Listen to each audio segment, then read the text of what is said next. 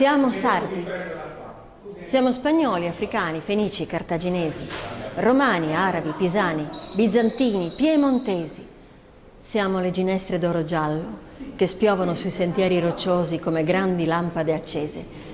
Siamo la solitudine selvaggia, il silenzio immenso e profondo, lo splendore del cielo, il bianco fiore del cisto. Siamo il regno ininterrotto del lentisco, delle onde che ruscellano i graniti antichi, della rosa canina, del vento, dell'immensità del mare. Siamo una terra antica di lunghi silenzi, di orizzonti ampi e puri, di piante fosche, di montagne bruciate dal sole e dalla vendetta. Noi siamo sardi.